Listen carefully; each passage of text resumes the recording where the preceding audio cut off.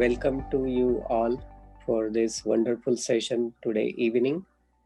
The topic is navigating through the pain using the mind-body approach. We have a wonderful speaker with us, Vicky Kramer. Vicky teaches group classes and she also consults clients at Studio Sense in Cupertino. So now it's kind of interesting title, as you can see. I will let her explain why it's spelled that way. And then she also taught group classes at Northwest YMCA in Cupertino. She is currently a student of the Professional Healing Touch program. And then she also loves introducing this healing art, Feldenkrais, for people of all ages. She works with seniors. And the goal is to bring the kind of develop awareness, reduce pain, and to generate wellness among all and spread this message of well-being with everyone. I know Vicky for I don't know how long, almost 18 years, and it's always pleasure. She is always exploring, and she also overcome a lot of health challenges using this methodology. That's what intrigued her interest, and then she became actually a faculty to teach it. So Vicky, if you're open, we'd also love to hear your story and how you started, and maybe that will inspire other people to become health heroes like you are. So welcome to the program. Thanks for joining us. And then in the later half of the session, we have a very distinguished guest, Professor Ernst Wolfer with us. And he's going to share his story about Holocaust survivorship. And it was very kind of him to join us today and is going to share his own experience and wisdom for what he went through, and then the positive message, what it came out of the whole journey he went through. So let's invite our first presenter, Vicky. So welcome, Vicky. Sense the movement of your breath. You can bring your hands to your lower belly and just check in as you breathe in and as you breathe out.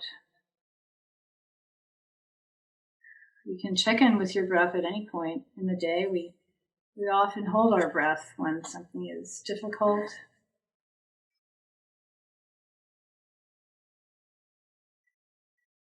The length of your inhalation, the length of your exhalation.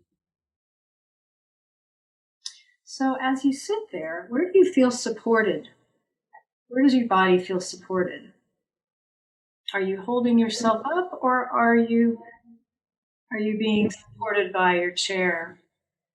How are your legs arranged? Where are your feet touching the floor? Are your elbows and your arms comfortable? Your hands? So just take a moment to check in with the sensation of your hands, the spaces between your fingers, the sensation of your feet. And what about your eyes? Your left eye compared to your right eye. Sensation in your jaw. Is your jaw soft? All right, so please come forward to the edge of your chair. So if it's comfortable enough for you to not be leaning against the back of the chair, if not, that's fine. You can stay where you are. And notice, again, how you're being supported by the chair. Your sitting bones, your hips, your pelvis. How are your feet touching the ground?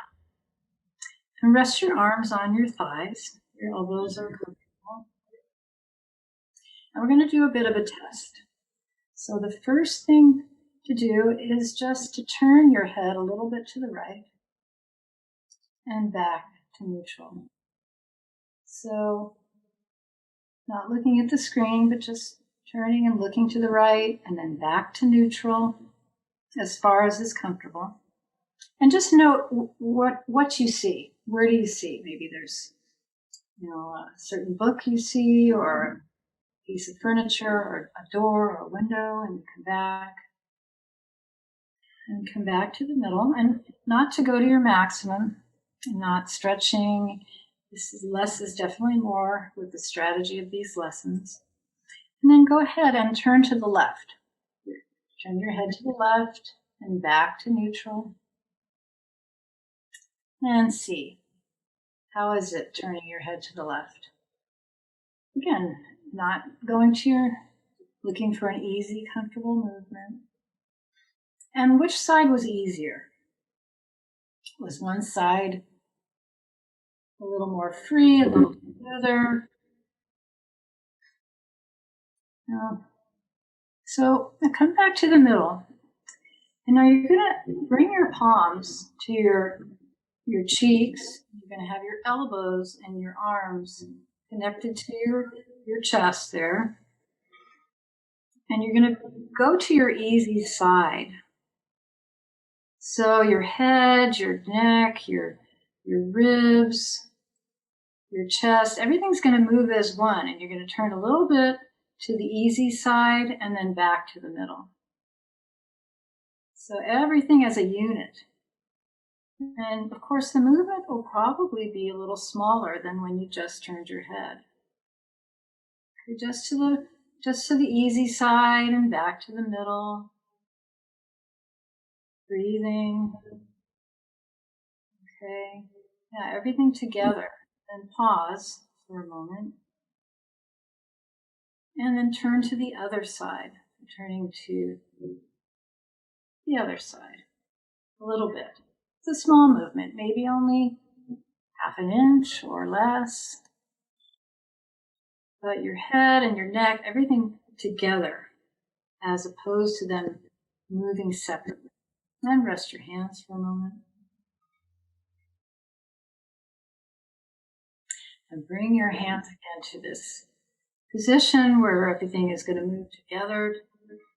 And you're going to slowly, in a very tiny movement, very tiny, you're going to just turn a little bit to the right and through the middle and to the left.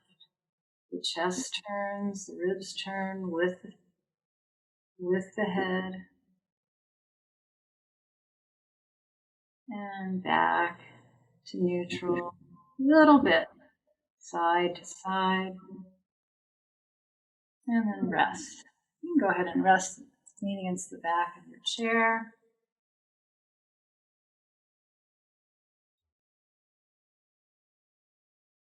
Feel your breath.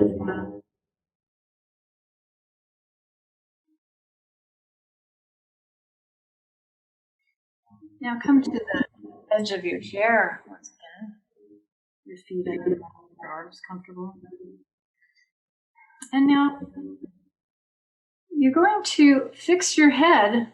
Your head is going to stay fixed, but your eyes are going to move. So your eyes are going to move a little bit to the right, kind of scanning the horizon, and back to the middle. So your head stays still, but your eyes are moving to the right, scanning the horizon, slowly, just a little bit, and back to neutral. Breathing as you go. And pause. And then go ahead and, with your head staying still once again, focusing maybe on a spot ahead of you to keep your head still. Let your eyes then move to the left and back to the middle. With the head stays still, the eyes moving to the left and then back to the middle. Now pause for a moment, and again, keeping your head still, just move your eyes to the right and through the middle and to the left. And just slowly scanning the horizon, just a little bit. It doesn't have to be a far distance. How often do we move our eyes separately from our head? Breathing as you go. And then stop the movement. Just pause. You can lean against the back of the chair if you like. Feel your breath.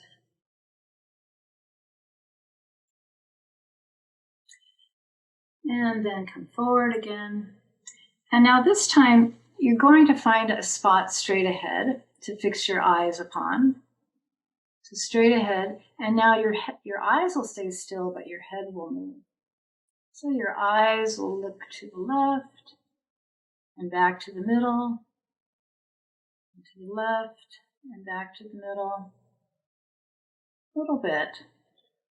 And then your eyes will look to the right, and back to the middle.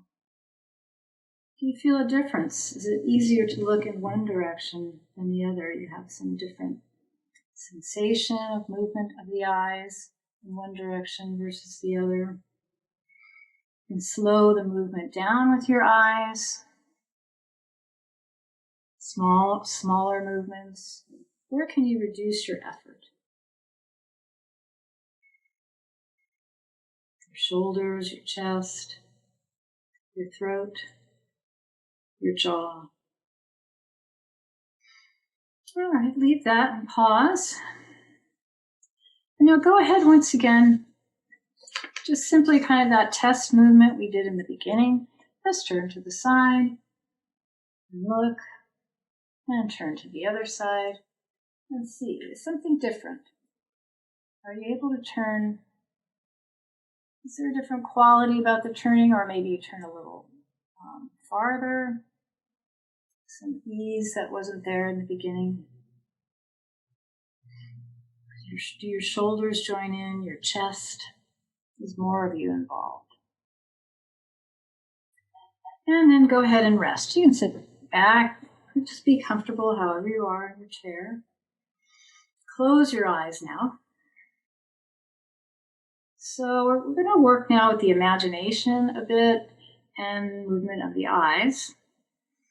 So you're going to imagine, kind of in your mind's eye, imagine a ball is balanced on the bridge of your nose. And this ball slowly rolls down the middle of your nose, the center of your face, the length of the front of yourself, down to your left hip, down the left leg, down over the knee, down to the ankle, to the feet, and the ball rolls to rest on your left side, somewhere on the ground. And now, you're going to let the ball actually begin to bounce up and down on the floor next to you. But you're in your imagination and in your eyes closed, you're watching the ball bouncing up and down and up and down. And you decided, how high does the ball bounce? What color is the ball? Maybe the ball can bounce really, really high. It can go through the ceiling even, and so high that you keep watching it, and it comes down. Maybe it bounces a smaller amount, begins to bounce in front of you a bit. And to the side again.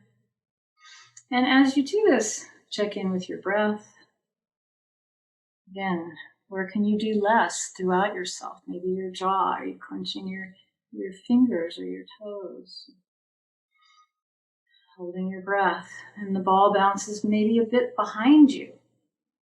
So how is it you can organize yourself to watch the ball bouncing you? Is it in your imagination? Behind you a bit. Come around the side. So the ball begins to bounce next to you on the right.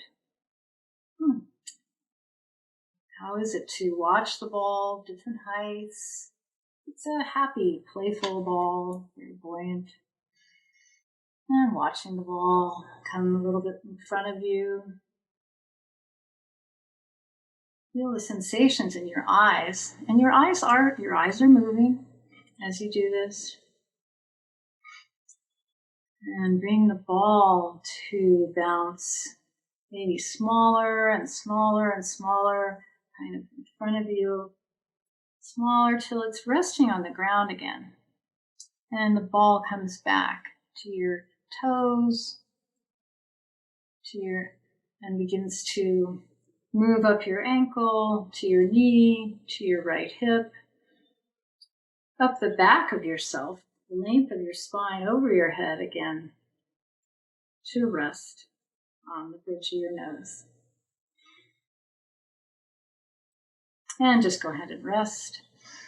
So we take these rests throughout the lessons to rest your attention and to give yourself a chance to see if anything is different about how you're feeling after whatever movements or explorations we've done.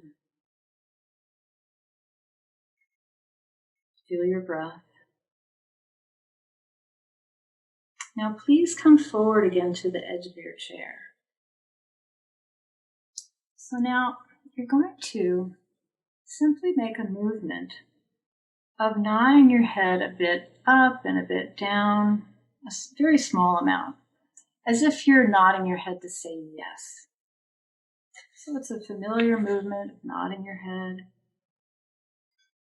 up and down. Make it very small, maybe less than a half inch.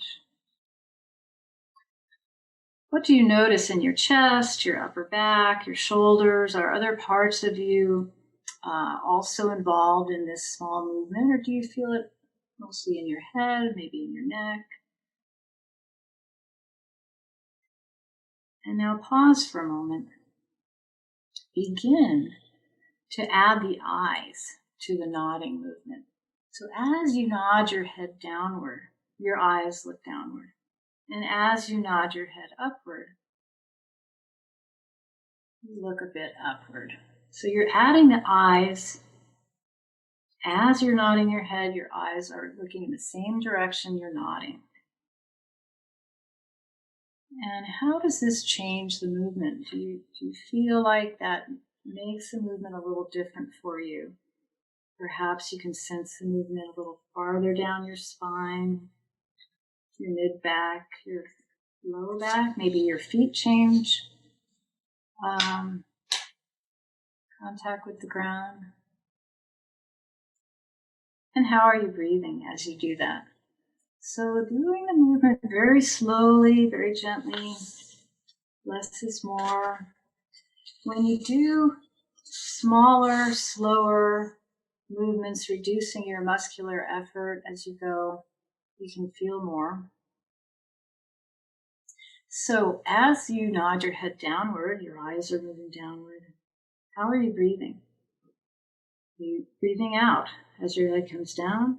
And are you breathing in as your head comes up? Or maybe your first spontaneous way of moving was the opposite of that. Okay, pause for a moment. Now bring your hands. Bring one hand to your upper chest and one hand to your lower belly. We're going to add the movement of the pelvis. We're going to initiate the movement from the pelvis and from the other end of your spine. And rock your pelvis a little bit backward and then come back to neutral as far as is comfortable, maybe a little beyond. So rolling on the sitting bones backward and then forward. And do you feel your hands coming closer together? Is your spine softening as you rock your pelvis backward, as you get very round, kind of concave in the front, and then as you come back, the hands move away from each other. Feel your breath as you do that. And then pause. Rest your hands now, somewhere comfortable on your legs, on your upper legs there. And now begin to slowly open and close the fingers of your right hand. Very tiny movement. So just, if you were just beginning to take a hold of something, your wrist too soft, you may move a bit, to soften the hands, soften the fingers as you open a bit and then curl the fingers together and open. Again, are there other parts of you that you can reduce effort, like your jaw or your breath? Are you holding your chest or your throat tight? Do less, smaller. You're looking for a pleasant sensation. Think of your hand like a jellyfish, soft, a pulsating movement, wave. Kind of find your rhythm. Now pause. Now do the same. Do the same with your foot. So kind of curling your foot and then curling your toes and splaying your toes out a bit. Extending the toes, your ankle is soft. Do your hand and your foot together now. And as you do that, do other parts of you want to join in? Do you feel the length of your spine beginning to soften? Are you rocking back on your pelvis? Is your head nodding up and down with this yes movement? Hand, breath, softly opening and closing. Hand, foot. And then pause for a moment. Just feel your breath. And then the other hand, the left hand, the left foot open, close. Can you allow all of you, your whole self, softening? And you'll feel it. You'll feel when the pelvis wants to rock, when the head wants to nod, the opening and the closing of your hand, foot, soft wrist. Can you say yes with your whole self? Is it different on the left side? Maybe not your dominant hand. Okay, and pause for a moment. And now, coming to the edge of the chair if you're not already there. Resting your arms on your upper legs again. Just simply check in with that test movement that we did earlier, turning a bit to one side and coming back and turning to the other side. How is it now after doing some of these other movements? Is there a different quality of the movement? Is more of you involved in the movement? Did you include your eyes as you turned? So go ahead and really lead the movement with your eyes. So your eyes are your first idea. You want to turn and look. How does that affect the movement? Other side. And now come back to neutral. Now leave the eyes out. So the eyes don't go with the movement. And how does that affect movement? And go ahead and add the eyes back in. Turning to look, all of you soft. And then rest for a moment. Sit comfortably. How is the quality of your sitting now? The tone of your musculature. Where do you feel supported for your body? What parts of the chair do you touch? Do you have more of a sense of your skeleton, your bones supporting you? And bring your hands to sense your belly once again. Feel your belly expanding, volume as you breathe in and out. Exhaling, feeling the belly fall away. Sensation of your feet touching the ground. And just sort of take away for sitting, other times of the day. If you're sitting on Zoom, for example, check in with your breath. Your eyes, maybe look away into the far distance, do something different. Change it up a little bit. Soften your hands, soften your feet. feel where you're being supported by the chair, even if you're standing or even lying down in your bed. Feel where you're getting support.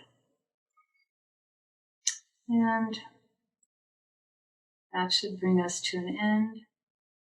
And thank you very much. And later, when you do get up, look around and see how your eyes feel. Sense yourself before you jump into activity, particularly with your breath.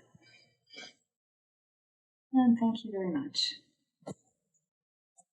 Thank you, Vicky. So that was a wonderful walk through different ideas.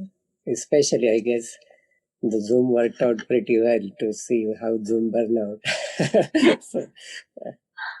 So that was quite a good experience. So I invite now Naren Bakshi, the co-founder for CWC, to welcome and to introduce Dr. Ernst Wolfer.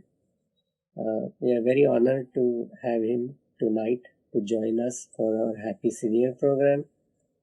And everybody is excited to hear you, Dr. Wolfer.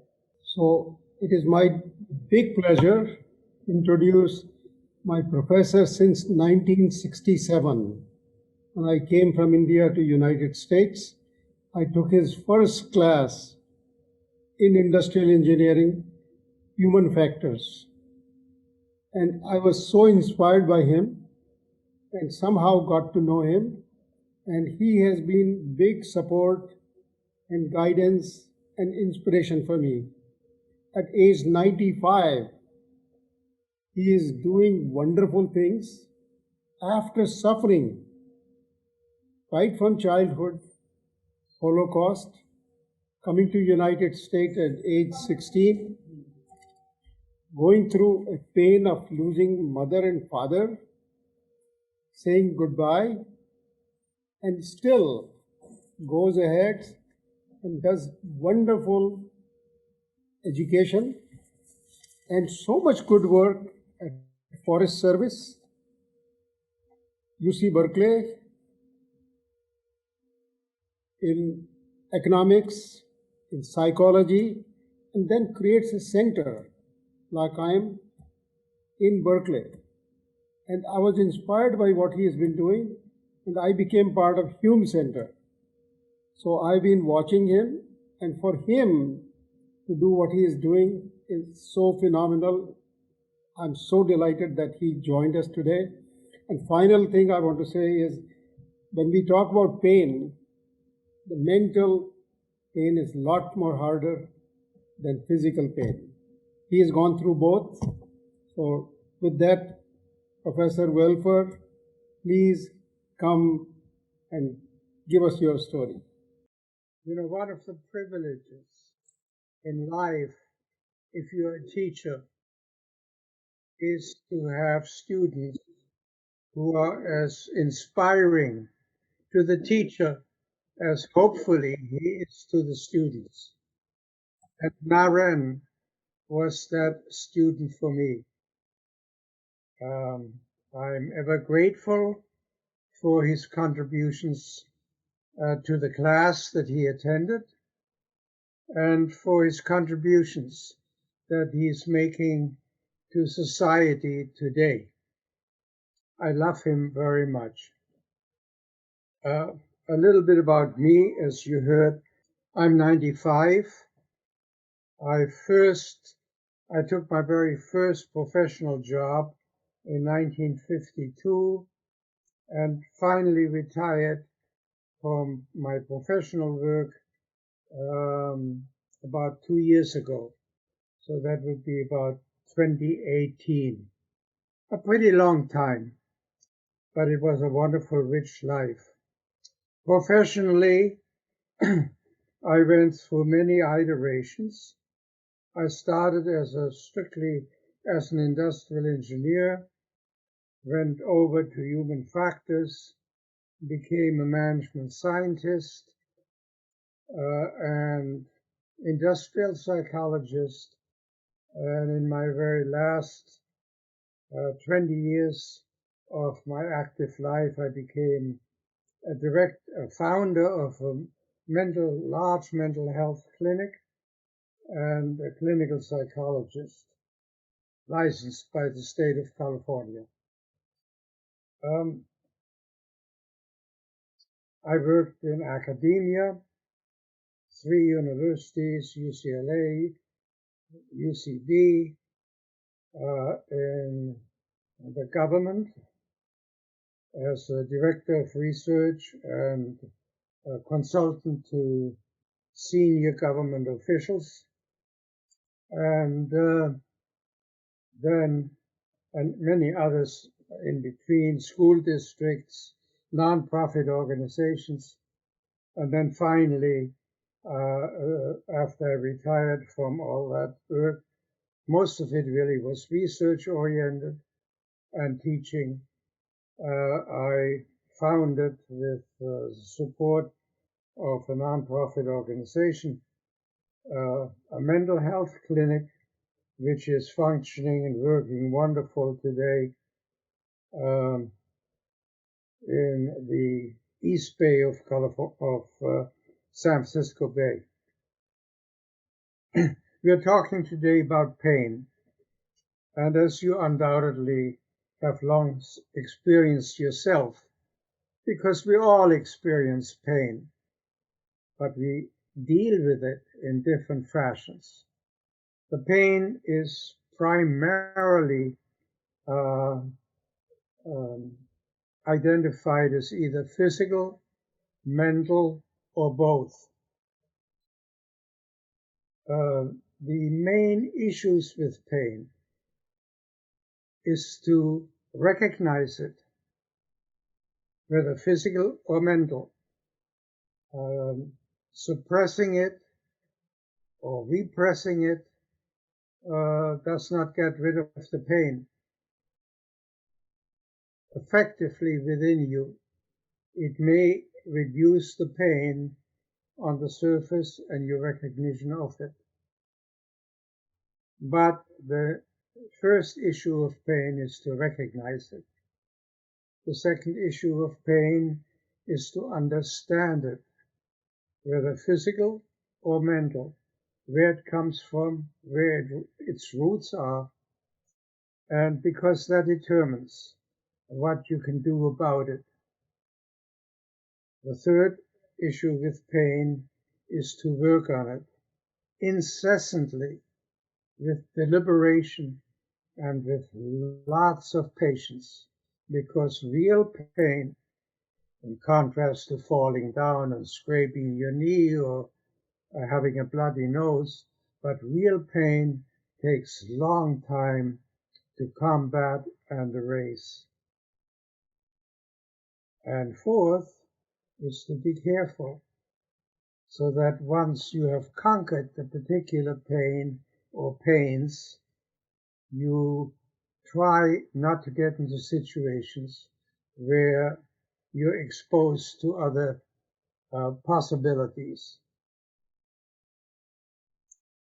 I will not talk much about physical pain. Other speakers, including the speaker we just heard, deal with that. And I too went through Feldenkrais for physical pain, and other well-known therapists. And in my clinic, we do practice awareness, breathing, sensations, transportation, visualization, the very well awareness naturally, the very well accepted principles of combating physical as well as mental pain. But I will talk a little bit in the few minutes that I've left about my mental pain. At the age of 13, I was forcibly separated from my parents forcibly because had I stayed with them, I would be dead, as their fate dictated it to them. It was my mother's foresight that I could not stay with them, and she sent me out of the country with the Children's Transport of France.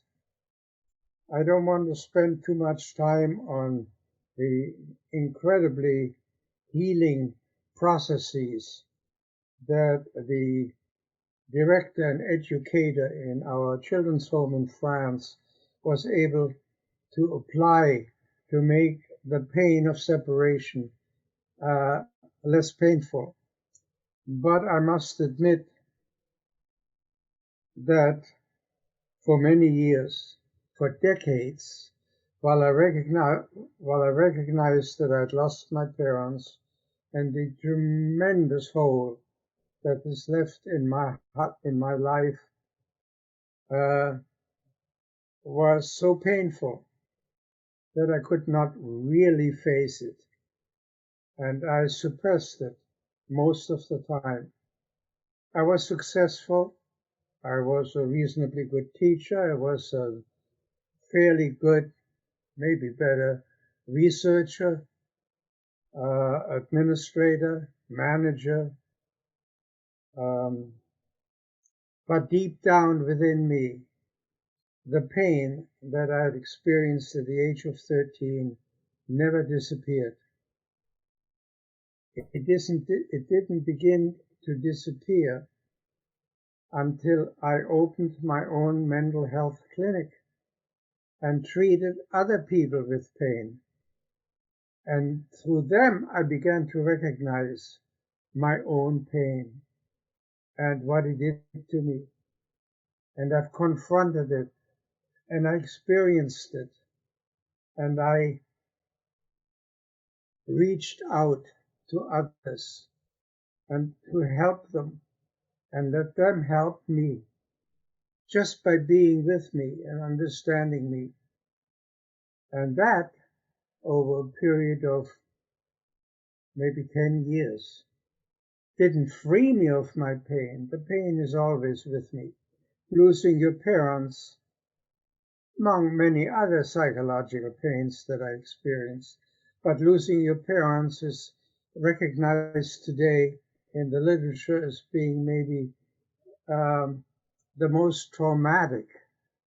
I mean, forcefully losing your parents, the most traumatic experience for a human being.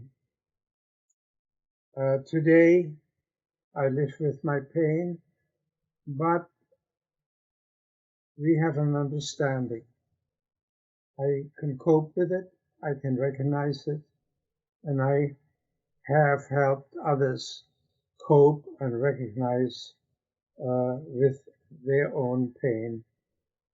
And this is something we live with the rest of our years. But do not suppress it. Do not repress it.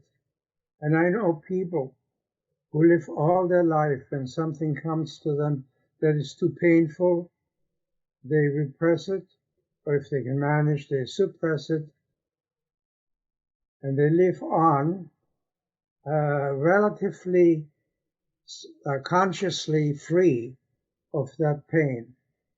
But those that I know and those that I've observed, I've seen tremendous consequences, painful, destructive consequences, like not being open to others, not being feeling, not knowing themselves, not being able to reach out really, only in a superficial manner.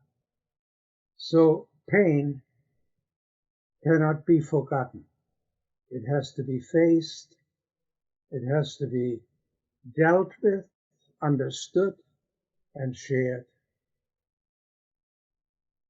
All the best to all of us, because we are all sufferers through the valley of tears, as it is sometimes called.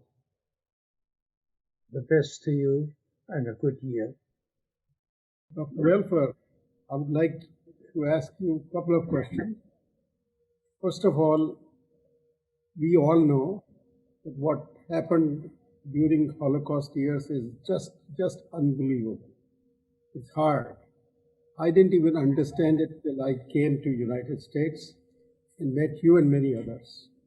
I mean, you can read it, but when you really meet somebody, it becomes real.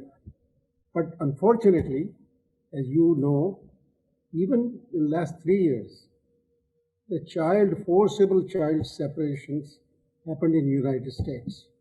I'd love to hear your thoughts. It is tragic, no matter what country it happens in.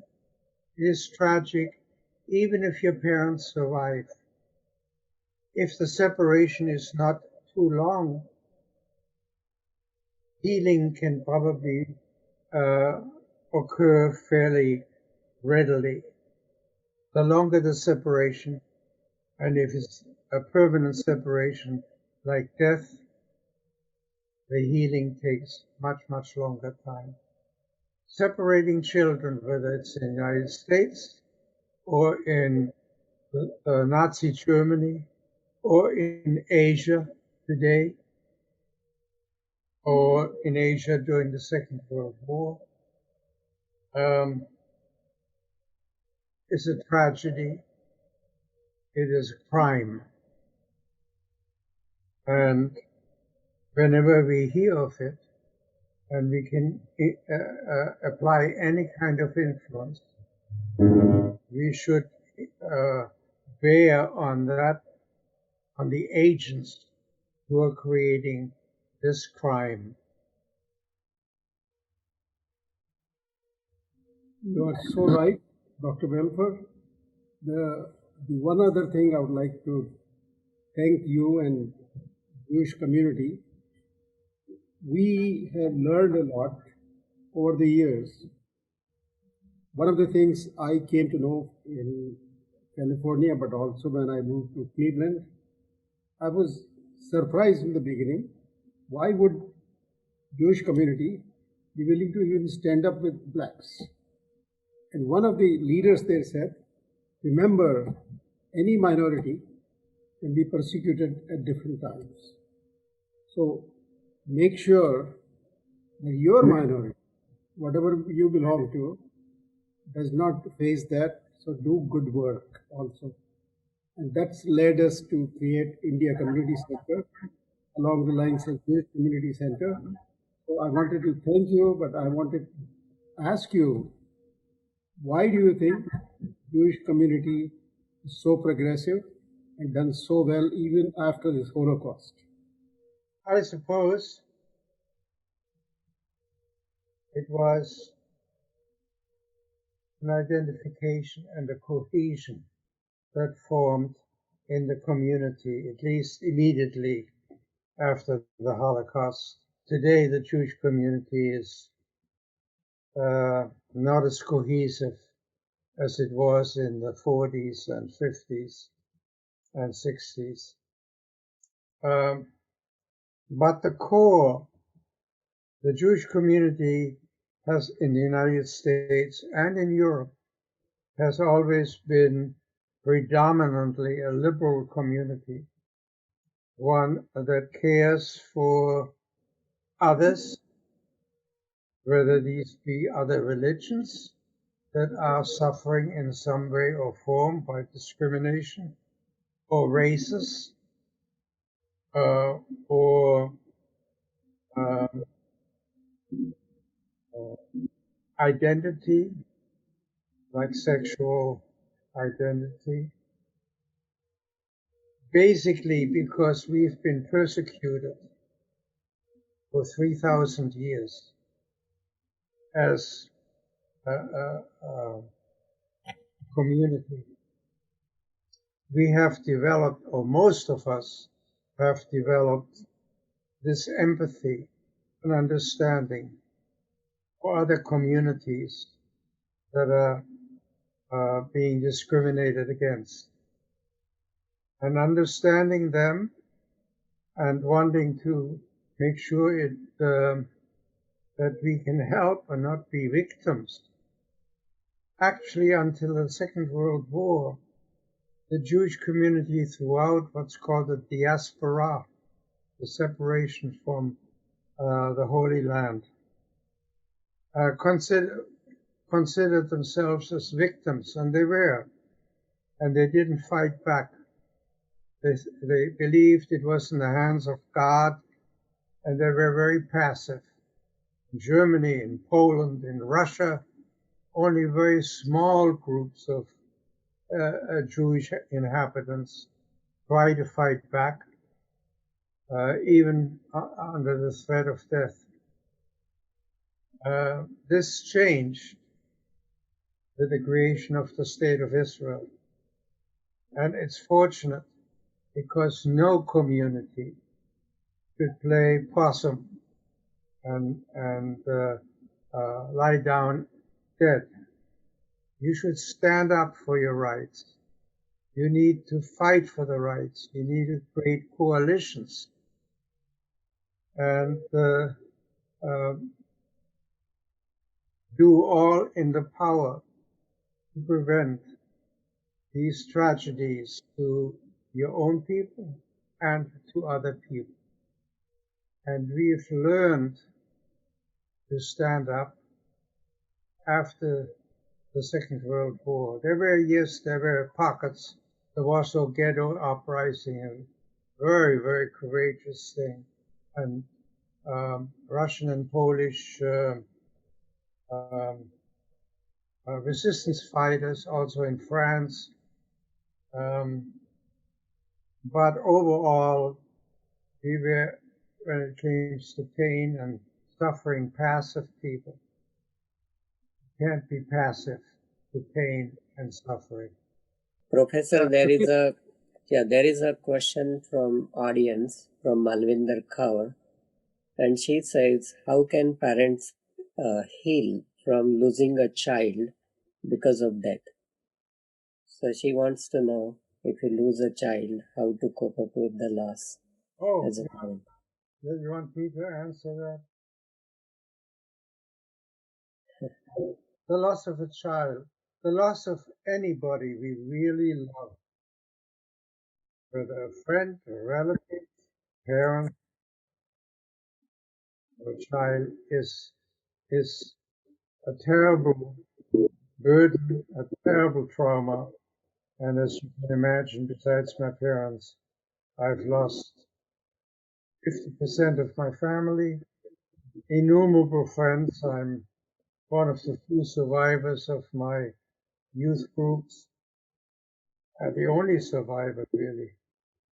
And I can only, as a parent, imagine how utterly destructive and debilitating it would be to lose one's child. When I read about people who die and who've lost their children before them, or some of them, my heart breaks, because I can only imagine the incredible pain. And it is a hole that cannot ever be refilled. The only thing I can think of is what I've suggested before. If you have such tremendous pain, reach out, find people by whatever means with whom you can share, whom you can trust, whom you can love, and who will love you in return. A shared pain is not as severe as a solely carried pain, but there is no magic bullet to losses, and especially the loss of a child. Dr. Welfare, our community suffers from stigma in terms of seeking help from counselors. And we are trying to remove that stigma. So can you please tell us how to remove all that stigma about mental health and seeking out help outside to counselors. In medicine, there's a standard idiom. He or she does not recognize any help, doesn't want help, cannot be helped. That is true in physical pain. If you break a leg and you don't want help, you cannot help you. And it is the same thing. You must be willing to at least expose yourself to opportunities for help, caring, and embraces and love.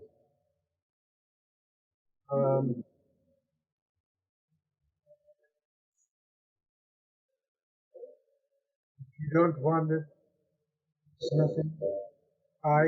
Because you would not, if you're forced into, let's say, a parent takes a child who they know have psychological problems, and they send the child to a therapist. And if the child is reluctant, the same thing happens actually to children who take their parents to therapists or friends. If the patient is reluctant and does not want help, the greatest healers cannot help. You can't knock a person over the head and while they're unconscious, provide help. It requires participation, energy, willingness to work for your own relief of pain.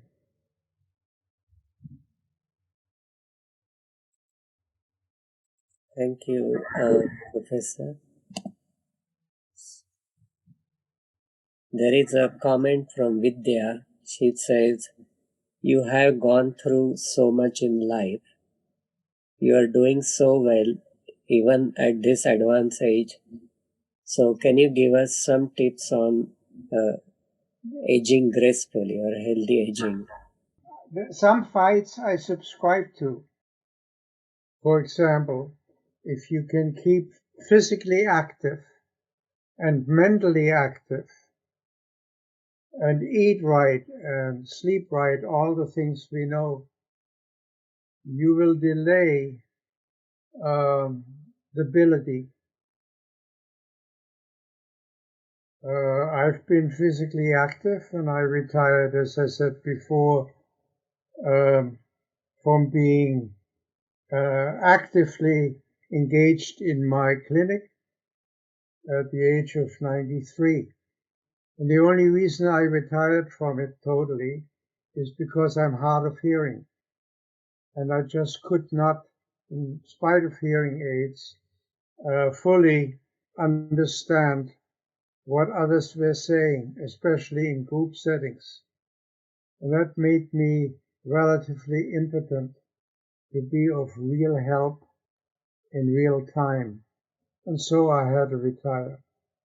So that kind of fighting, it's a positive fighting to strengthen yourself, your mind, your body, your relationships. That kind of fighting I strongly support. Fighting it by not willing to recognize it, that you're getting older, and willing to make accommodations, having plastic surgery, which is okay for some people. I could use it, but I'm too old for it. But having plastic surgery or denying, always saying I'm 39 or I'm 49, or not willing to talk how old they are, and recognizing that they are getting older. That is a passive fight. And I don't think it helps. We have to be open Aging is one of the pains in life, but it has some compensations. We learn, we become a little wiser, we can help others better because of what we have learned. We can help ourselves better. We can be more generous. We can be more loving. Those are benefits of aging, and we need to embrace them and say, isn't this wonderful? Another benefit is all the experiences, good and bad, that we accumulate over a lifetime. If you were to ask me today, would I want to be 30 years old again? I would say no. What I have today that I didn't have at the age of 30 or even 40 is a certain maturity and this wonderfully rich carpet with the colors and motifs of my life, good and bad, that so enrich my life, my experience, and my memory. So work on aging positively, but not negatively. Thank you. That was very inspiring answer to see the aging as something as a natural gift and how we grow in wisdom with course of time. It was very wonderful to spend this time. Time just went like magic. Would you like to say something in the end? Anything specific to conclude the session, Professor? Any last comment you would like to make? Oh, no, last comment. I always enjoy being with people with whom we can share. And I particularly love being with my dear friend Naren, whom I miss when I don't see him and when I don't talk to him.